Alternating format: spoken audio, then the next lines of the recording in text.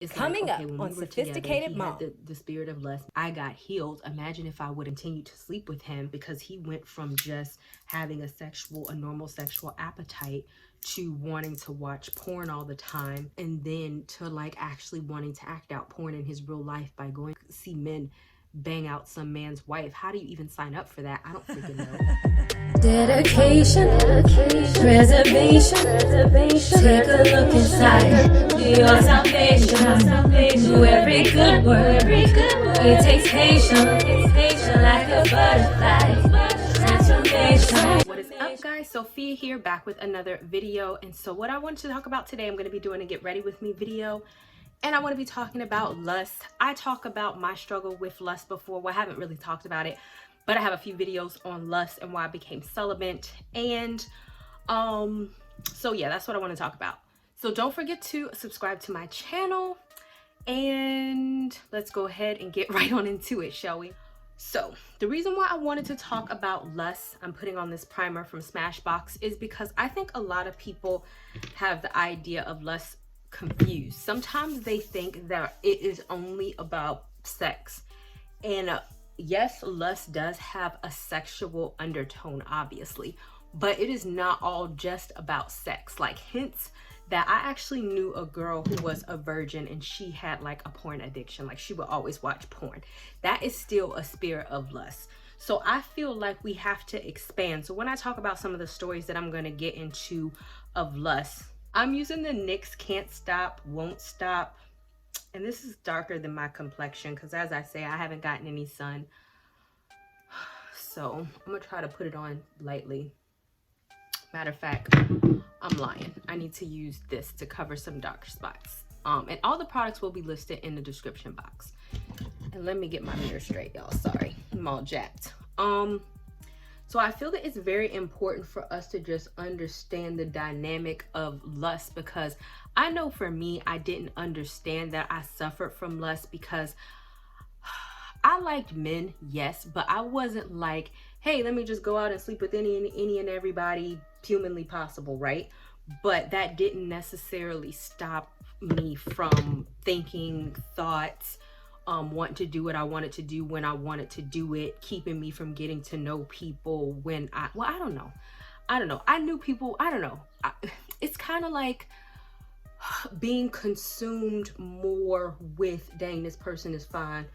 And that blinds me so much. What is happening here? I got some got to be glued. My skin is not peeling, y'all, I promise. I don't know how to get that off. I have some got to be glued on my face. Yeah, I'll handle that later. We'll get to it. But really, it was like when with me, a big thing with the lust was like, I didn't even really get to know who I was getting involved with, because the fineness of individuals will typically blind you the fact that you want them for their fineness, for their appearance, for to sleep with them. I mean, that's all a part of it. But see, that's specifically why in the Bible, if you know the Bible verse, and I don't have the Bible verse on me, if I remember, I'll put it up here, but it specifically says in the Bible, if you look at a woman with lust, then you have already committed adultery in your heart, or you have already committed let me back up. If you look at a woman and lust after her, then you have already committed, or basically you have already fornicated with her. And this is why, because it's like any sort of lustful things does not always manifest itself on, hey, I see this person, I'm gonna sleep with them in the first night. It starts with your actions, your intent for somebody, who you link up with. Like, literally, I have given men the time of day. I remember, like, I saw somebody I remember a guy, I saw him with his shirt off. It was my son's father, actually. Let me just be real. The reason why, I mean, I had kind of knew him before, but what really attracted me to him is one day he walked, and I saw him with his shirt off, and I was like, oh my goodness. And like, there was like drool. And that was that. And it's like, I didn't really get to know this person. So in some regard, you have to take responsibility for people that you mess with when you don't get to know them, off of the simple fact that you were, or me, or if you suffer from lust like I did, or you may be considering that. And I'm going to go into some other signs of lust so that you can also understand, because I lived with it for a very, very, very long time before I realized that that's what it was. I kind of thought it was normal. I thought that, oh, if I met a guy, daydreaming, having sex with him, wanting to have sex with him, desiring him sexually was normal. And really it's not. And it wasn't until I was like healed from that. And I'll get into how I did that as well, that I was like, and I've been healed from that for years now, years. Don't know how many years, but a while, because I've been celibate for 5 years. So it's been probably over that. So years. And so I didn't realize how abnormal it was until I was healed from that. So one of the key indications that told me that I had issues with lust is that one of my friends, and she was older and I work with her, and this is the Too Faced concealer that I'm going to use because I'm going to brighten up my cheeks later. And then obviously, wait, let me not do that first. Let me do my brows first.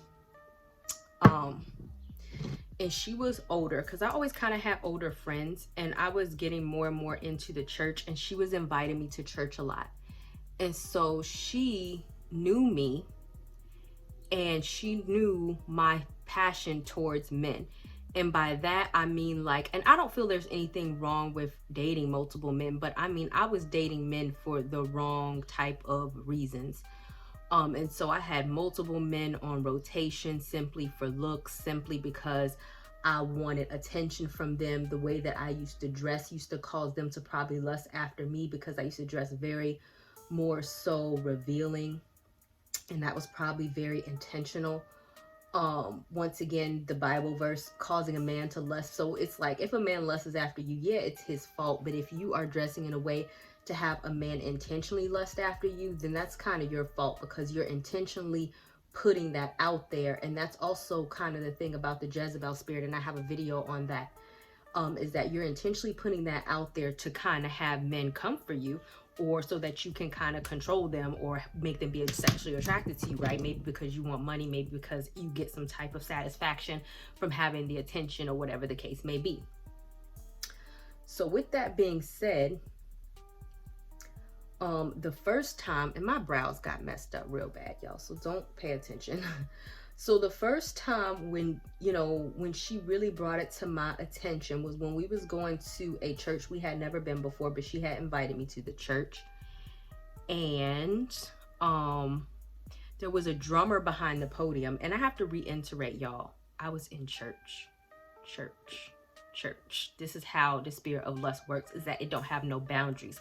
It is like you have to have. So there was a drummer behind a drummer, and I thought he was so cute. And honestly, I could not even tell you what he looked like. And the only thing that I can think about, I should not have put this on first. I'm sorry, I should have put the translucent powder on first. Y'all know when I get to talking, I'm all over the place.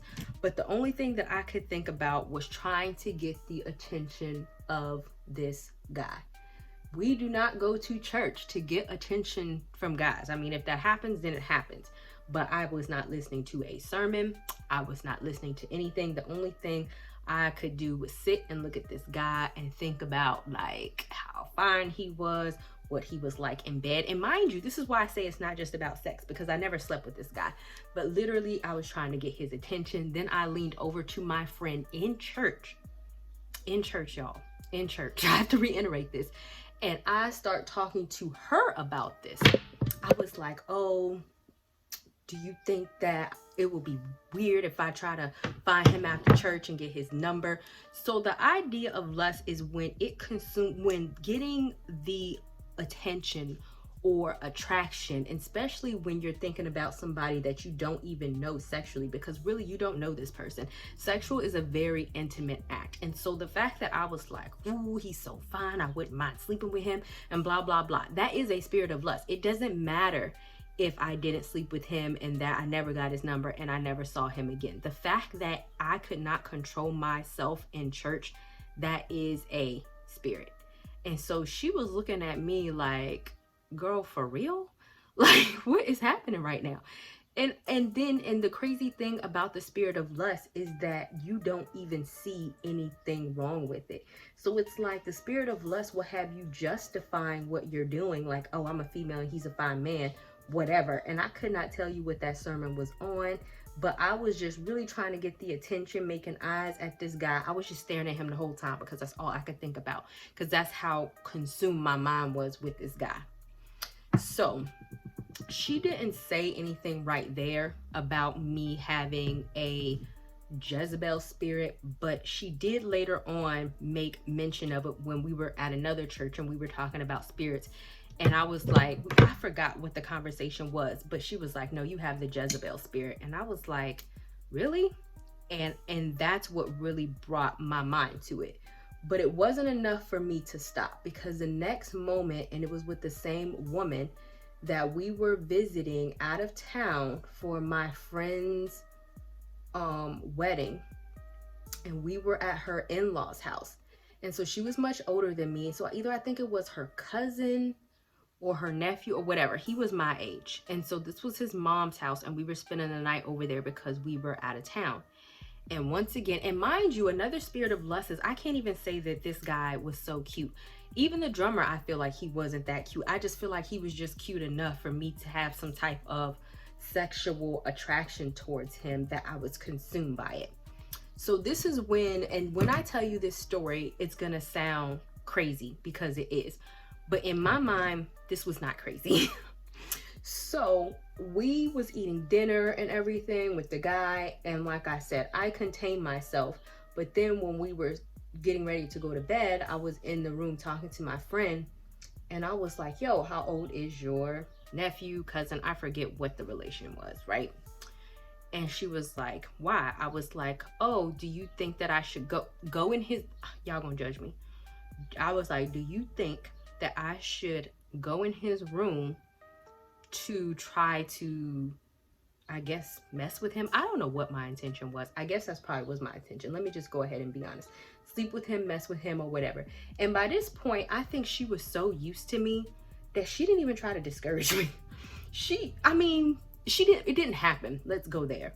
But she was so intrigued by this that I somehow thought this was normal and that I can pull this off, that she allowed me to walk through this whole scenario on what I thought I was gonna do.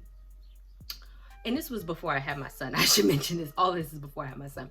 On what I thought I was gonna do, like how this made sense. Because in my brain, I was like, oh, I was asking her about him. I was like, do you think he's open? Do you think I could just go in the room and just accidentally pretend? I don't know if I was just living in a porn fantasy and pretend to like bump into him in his room and then something would happen. And she was like, well, what if he sleep? I was like, well, maybe I can get in the bed with him and then I'll just massage him.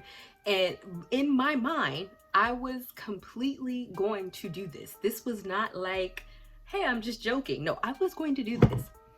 And so she was like, okay, so you're gonna go in his room and you're going to, I'm not gonna put that on first. I'm gonna put my eye makeup on, and I'm gonna be using the City Mini Palette Maybelline. This one is the Chili Brunch Neutrals because they have so many colors. She was like, so you're gonna go in his room and pretend like you're lost. And she was like, this is really crazy. Or get in the bed with him. And my whole thought was like, yeah, I'm a girl and I can be very convincing. Why would he tell me no? And so she entertained this because she thought that it was funny. But in the same token, she allowed me not to do this. But I guess I was asking her because I just wanted to know if he would be receptive. And in my brain, as crazy as it sounded, I don't know that I felt anything was wrong with it. Like now with my healed brain, something is really wrong with this. But then, no, I don't think that I did think something was wrong with it. I'm trying to see what color I'm going to use. Is this a matte color? I think I'm gonna use this part maybe for my crease. I don't even know. Let's see, it says some colors on the back. I'm trying to think on, because I'm stuck between using this. I'm asking y'all like y'all know, this for my lid or this for my lid. I think I'm gonna use this for my lid, a mixture of maybe these two for my lid, and then I'm gonna do my crease with this first. So anyway, so and we had a whole group of friends, I should say that. So this is when I kind of realized that I had a problem, because when we got back, no, this is not the only thing that happened. So then while we were out of town, I was there for my old friend's like event, right? And so for some reason, her dad was looking so cute to me.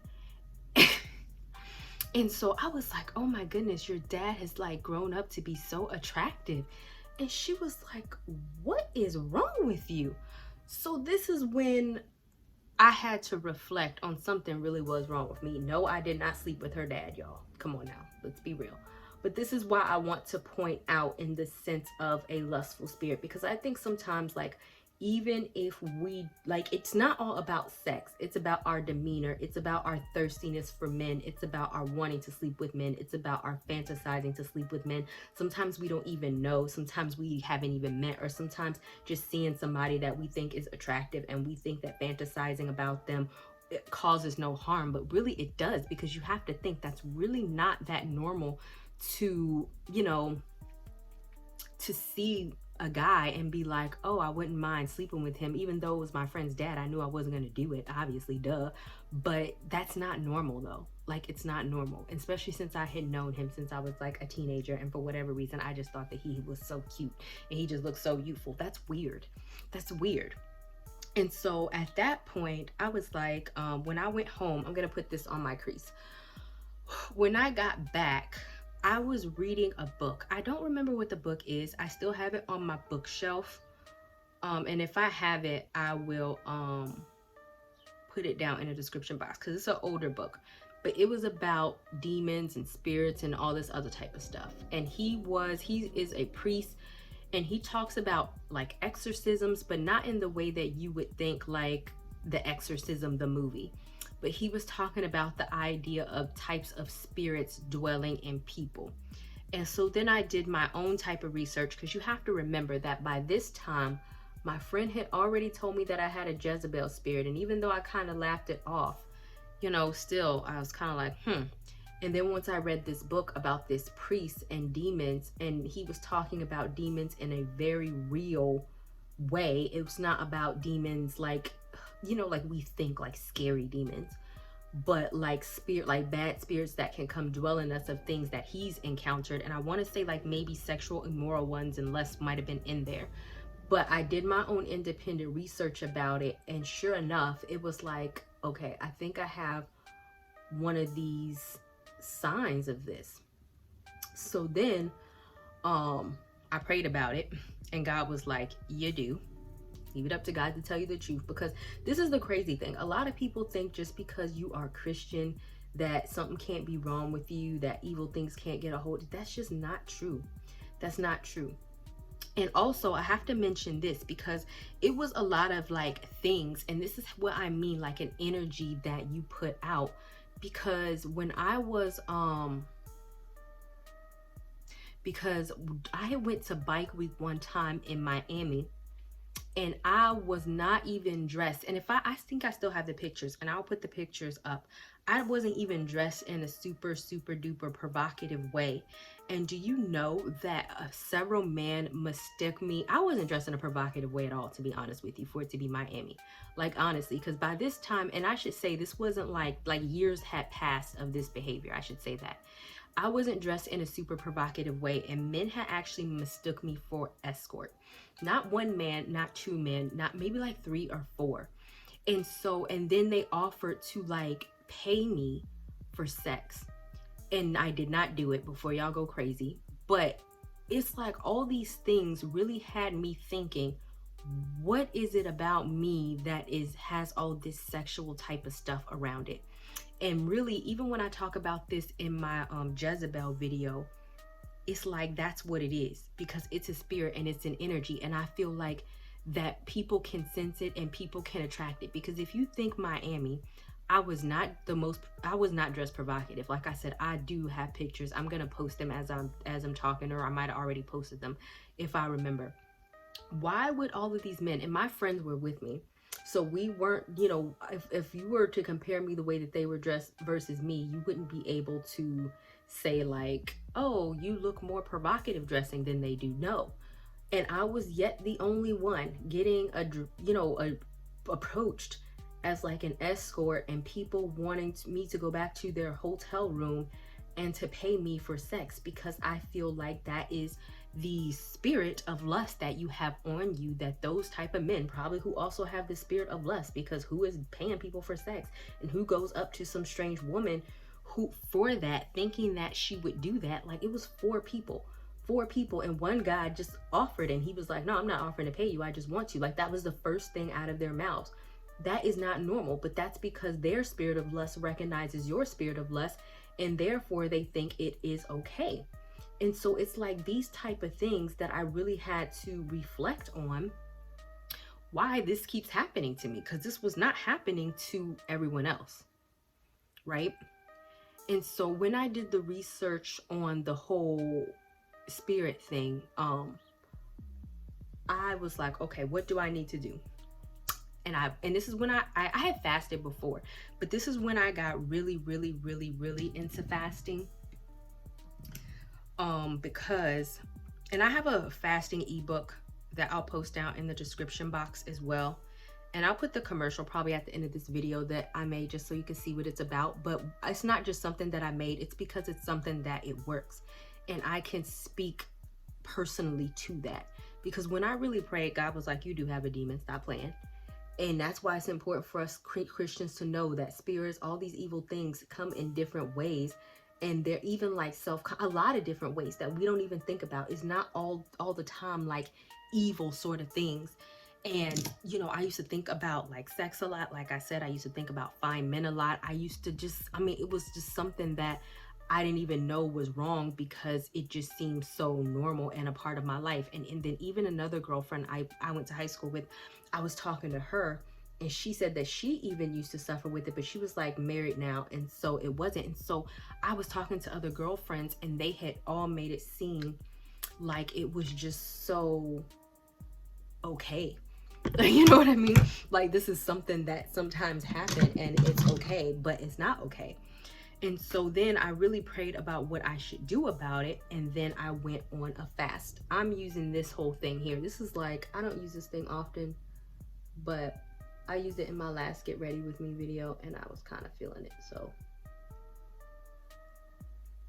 I think that's a little jacked, but we're just gonna rock with it. So what I decided to do, and I don't know entirely, I can't remember. I know that fasting, when I really prayed about it, fasting was something that God gave me directly. Why I decided to go about this way, I don't know if God just gave me divine direction, because it was like not only a fast, but it was intense. Because mind you, I always say I was always a reader of the Bible. This is what's so crazy. It wasn't like I didn't know what I was supposed to be doing, but I think the spirit of lust had me excuse it, in the sense that, oh, everybody else is doing it, so it's fine. And so I really excused a lot of this behavior, saying, oh, well, who doesn't think about sex? Who doesn't? Who, you know, this is normal. The Bible is outdated. And that was just stupid, because that's not true, right? And so at this point, I went on a 3-day fast, and I promise y'all I was healed during 3 days. But I'm gonna tell you exactly what I did during those 3 days. I drank only water. You don't have to drink only water, because I understand if you're like a diabetic or something, don't do that. Hold on. I have to like do this. I drank only water, and the thing about fast, and I explained this in my ebook, is that it doesn't have to only be water, but it does have to be difficult, right? And so that was the most thing that I can tolerate that was difficult for me. And then on top of it, I listened to gospel music all day. That's the only thing I could listen to for the 3 days. And then I could only watch something on the Christian network. And then on day 1 of this fast, this is how I truly knew that it was a spirit. And I know this is going to sound crazy, but I am an educated person in mental health. So if something was wrong with me mentally, then I would know. But this is why you do have to believe in the supernatural, because like if I had not experienced this myself, I would think I'm crazy. So during the first day, you know, whenever the lustful thoughts came, because even sometimes I told you when I was like with that, thinking about that guy in church, I would just let the lustful thoughts come, even though, I mean, I don't know, I just did. But even in this particular instance, when I was listening to the gospel music, I pushed the lustful thoughts out, and then they came back in. And I was like, okay, and I pushed them out. Like I was cognitively trying to think about something else. And then it became like, and when Joyce Meyer has that best-selling book, The Battlefield of the Mind, I'm sorry, this is Amuse This in Coca. When she talks about Battlefield of the Mind, that's exactly what it was like. Like there was a battle in my mind, but I was not in control, or like something was trying to be in control. And that's when I really like, it really shook me that in the sense that I knew that this wasn't fake. Like this whole spirituality thing is real, because it was like I was fighting. It's like the more that I resisted, the more they came. And I remember driving down the highway. No, it was not even a highway. It was a street. It was like one of those streets. It wasn't a state highway, but you know how they call a highway, but it's like a busy intersection type of street.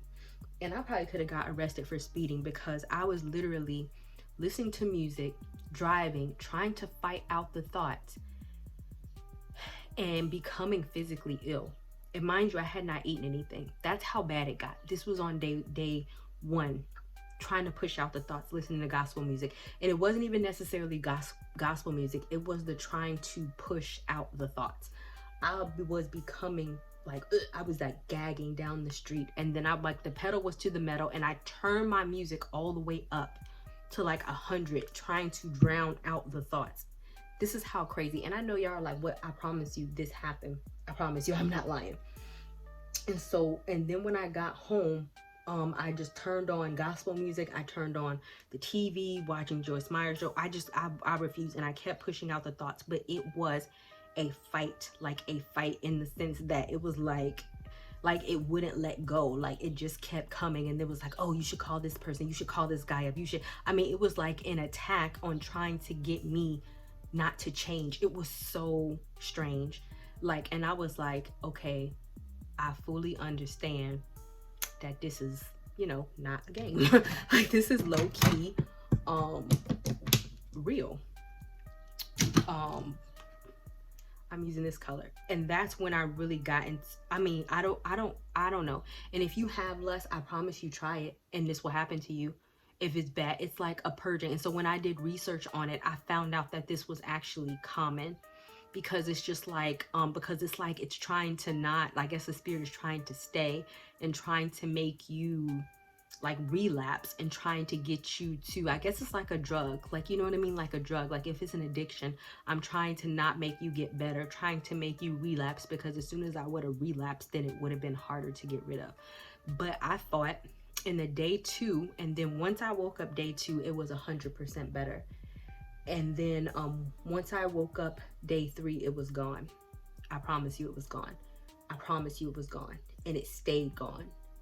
But you also have to understand, just like the Bible verse says, that when a demon is pushed out of one person, and if the person does not remain in working order, then it will come back stronger, and it will bring its friends with them. So it will get worse. But I also understood that, which is why even when you go with my Get Ready With Me celibacy video, and why I became celibate, and I had all those bad types of relationship type of situations, I always feel like that was God's warning of like, no, I'm gonna make this bad for you, because I know for a fact that if you stay in this place and it gets like it was, then it's going to be bad. And it's not going to be like, oh, I'm just thinking about somebody, you know, not saying I was a virgin. There was some people I slept with, but not like I was just sleeping with everybody. A lot of it was just like, ooh, I want this person. It wasn't just like, hey, I'm meeting people at the bar and sleeping with everybody. It wasn't like that.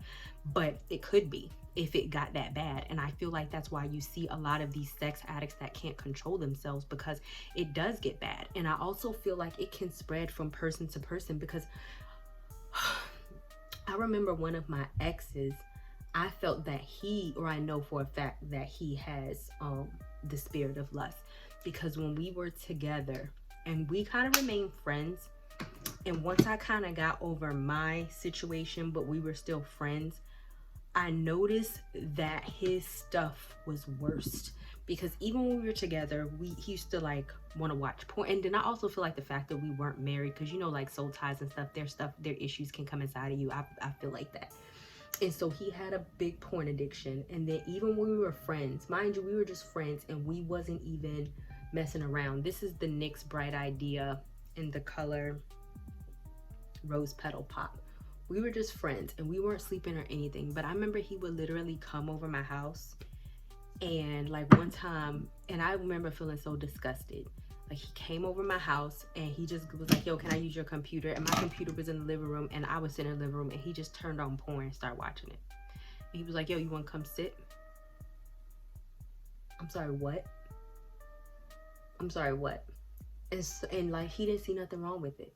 And then he started telling me stories about how he used to go. And then he was like, oh, I'm going up to my home state. Do you want to watch?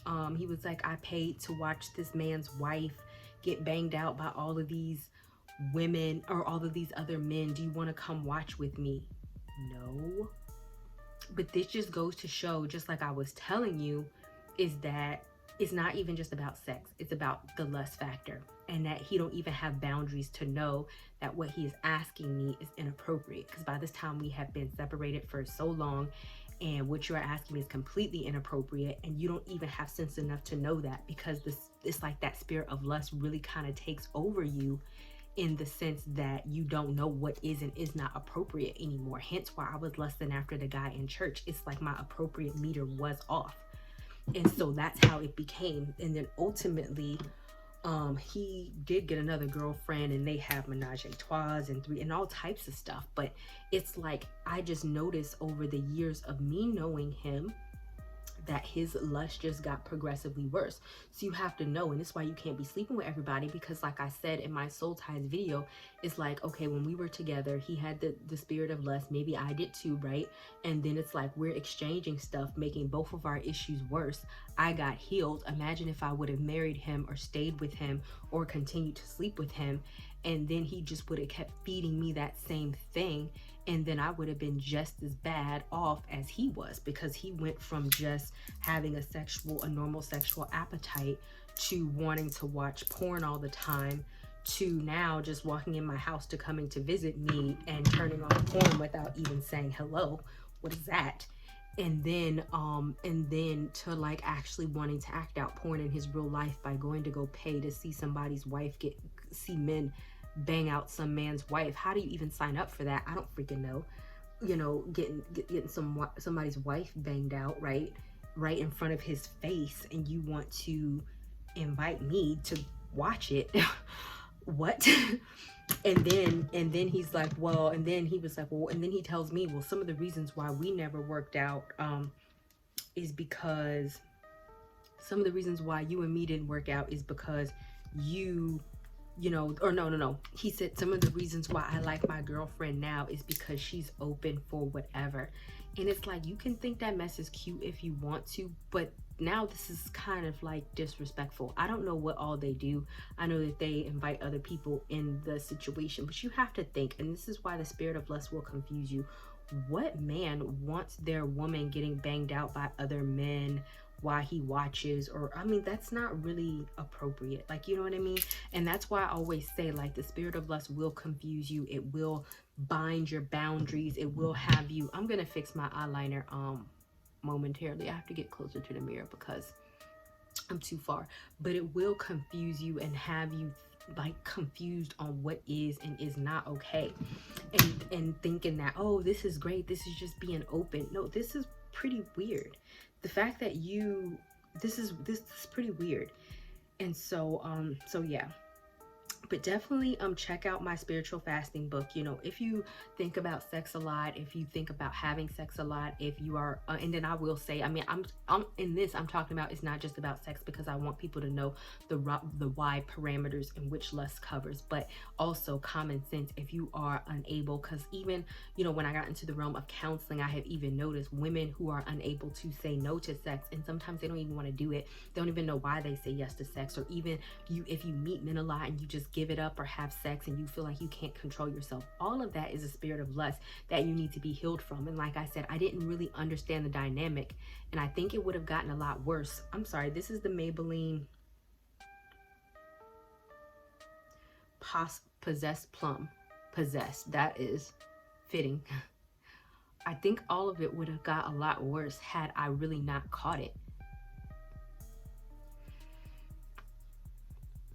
And it's been years and years and years and years and years and years and years. Like, now I have a clear mind. And even Devon Franklin talks about this in his book, The Truth About Men. And I think he just should have called it lust, because that's what he's talking about. Because he talk about how men are obsessed with this lustful thing and this is what they think about. But I think maybe because he's a man, he don't know. A lot of women suffer from this too. Is that it convolutes your mind. And now I don't think about sex at all. Like, if you're thinking like, oh, this is not normal, and you're watching this video right now, I'm here to tell you it's not normal, y'all. And so when it comes to that, I don't think about none of that. I'm completely fine. And so when people are like, how can you be celibate for that long? It's because I don't have that spirit anymore where I feel like I have to have that. And it's like, if you feel like you have to have it, or you're gonna die, or you're gonna go crazy, then that's when you have to wonder what is happening, right?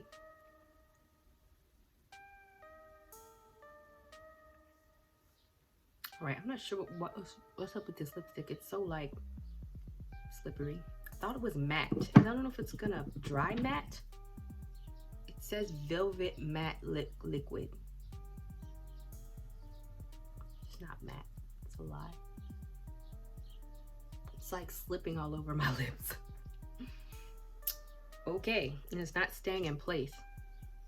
I know y'all are like, what's happening with the story? So here, the story's over. But yeah, the story's over. It's over. That's what it is. I would just encourage all of y'all to just evaluate. And that's why, yeah, just evaluate if you got lust or not. So I guess that's all I want to say. Stay tuned after the video, because I do have a little commercial on what my spiritual fasting book entails. And also it's an ebook. It's only 99 cents, and I included a lot of stuff in it with it, bonuses, just because that's how passionate I am about fasting and how much stuff it can heal you from. And I also include the link in the description box. All right, guys, thank you guys so much for watching, and I'll see you guys another day, another time. Bye, y'all. Hi, my name is Dr. Sophia Reed, and I'm the blog owner of Sophie-sticatedmom.com. And I'm here to talk to you about my book, Fix It Jesus, Everything You Need to Know About Spiritual Fasting from Beginning to End. What if you could read a book that could transform your spiritual life, unlock the hidden power of prayer and fasting, or teach you how to start fasting the proper Christian way? That will teach you how to fast, what to do during a fast, what to fast from, and why fasting is the quickest way to get God's attention for an answered prayer or even healing. That is exactly what this guide will do. Complete with 35 pages, also including a 2-page spiritual fasting worksheet, a Bible study worksheet, and a prayer fasting journal worksheet, all of which that will keep you on track of your spiritual journey and help you make the most of your spiritual fast. All of this for only 99 cents. To buy this ebook, go to my site, Sophie-sticatedmom.com, shop my store, and there you will see the Spiritual Fasting Guide ebook. Click to buy.